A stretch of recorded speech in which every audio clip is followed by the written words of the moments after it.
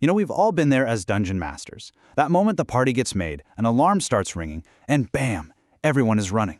It should be this incredibly exciting, heart-pounding moment, and yet, so often it just kind of falls flat, doesn't it?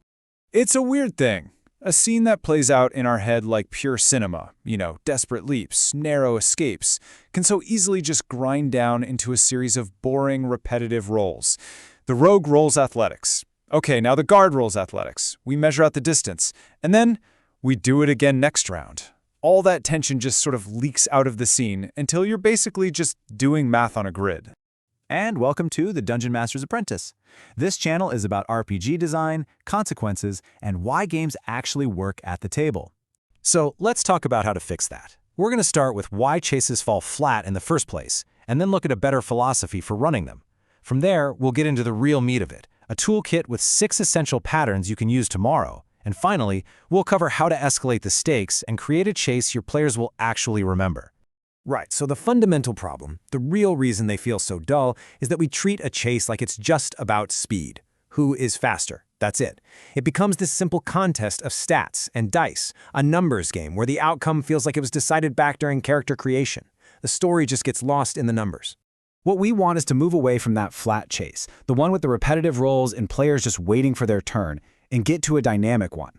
And the real secret here is creating an unstable scene, one that is constantly changing and forces players to make active, interesting decisions while they're under pressure. So, here's the crucial shift in thinking. It's about drama, not distance. A great chase isn't about how many feet are between the pursuer and the pursued. It's about creating a scene that feels alive, unpredictable, a situation that is constantly in flux and forces your players to think on their feet, to react, to improvise. And to create that kind of drama, you need a good toolkit. So we're going to look at 6 patterns. Think of these as reliable, dramatic structures you can just drop into any chase in any game system to immediately inject some energy and instability. These are your go-to moves for turning a boring run into a real story. Our first pattern is a classic for a reason: lost in a crowd. The second a chase hits a crowd, it stops being about running in a straight line. It becomes this chaotic, messy puzzle. You can't see clearly, it's hard to move, and all of a sudden social skills might be just as useful as a high dexterity. And see, that's the question you ask. Not roll athletics, but what do you do? Does the big fighter just start shoving people out of the way, risking the wrath of the crowd in the City Watch? Does the rogue try to melt into the chaos, pull up a hood, and disappear? Or maybe the wizard sees a chance to climb onto a stall and get above it all? Every choice has a real consequence. And just like that, the chase is a story again. Okay, so where the crowd created this wide-open, horizontal puzzle, our next pattern does the exact opposite. The blind alley is all about spiking the tension by taking away all that forward momentum. The entire chase has been about moving forward, and now, nope, it's a wall. It's a trap. It's pure panic. This pattern is so powerful because it forces a complete mental shift. It jolts the players right out of run mode and straight into desperate, high-stakes problem solving. Do they try to pick the lock while the guards are breathing down their necks? Does the barbarian try to smash the door down? Can they really trust that flimsy-looking fire escape? The alley isn't the end of the chase. It's a new, way more intense chapter. All right, now for a personal favorite of mine, the fruit cart pattern. This one is all about using the environment to create some beautiful cinematic chaos. It's the moment where you give your players a chance to physically interact with the world in a big, dramatic, and usually very messy way. And of course, it's not always literally a fruit cart. That's just the classic example. It can be anything. A stack of empty barrels outside a pub, a construction scaffold with a rope dangling invitingly, a clothesline full of wet sheets strung across a tight alley. This isn't just set dressing. These are opportunities.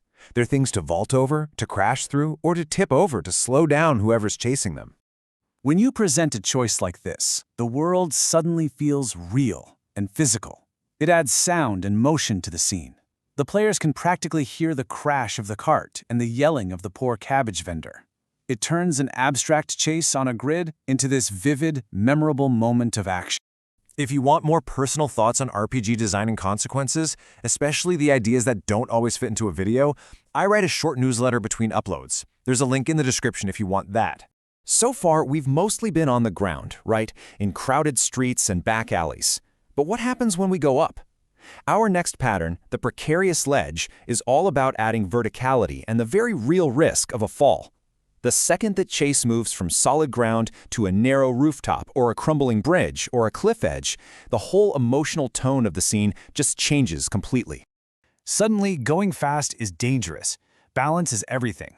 Every single roll, even a simple dexterity check to keep your footing, is absolutely loaded with tension, because everyone at the table can picture that fall. The stakes are instantly and very clearly raised. You've transformed a simple run into this nerve-wracking tightrope walk. But a chase isn't always about what you can see. You know, sometimes the most terrifying threat is the one you can't see, but you know is coming for you. This brings us to a pattern that plays on a totally different kind of fear. They have the scent.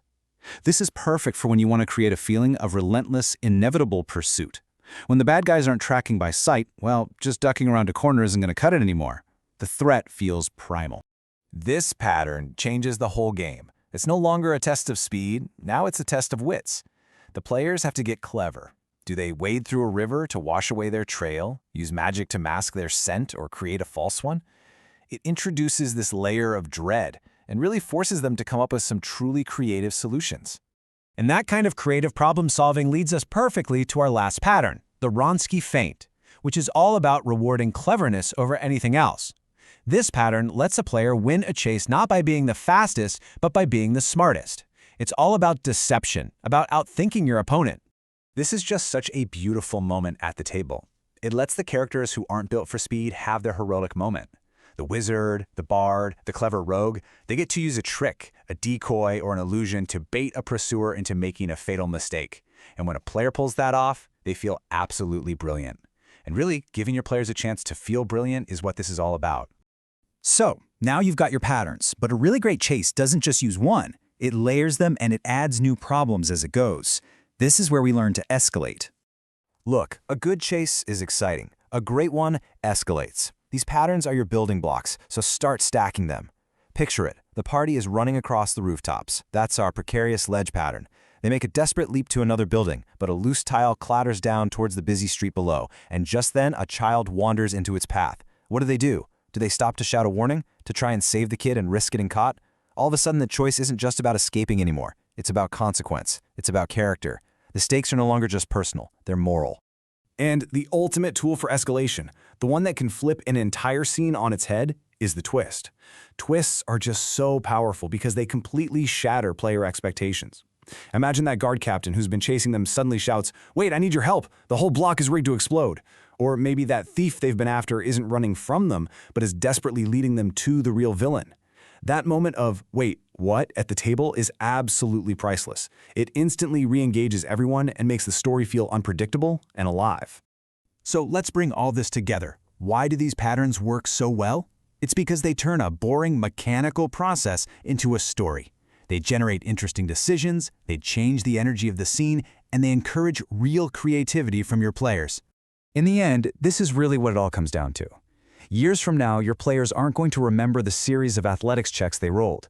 They won't remember that they were 30 feet ahead of the guards for 3 rounds. They'll remember the moment the cart of cabbages went absolutely everywhere. They'll remember the clever illusion that sent the city watch down the wrong alley. They'll remember that desperate rain-slicked leap from one rooftop to another. Your job isn't to resolve a mechanic. It's to help create a story. And that is a story worth telling. And until next time, adventure on.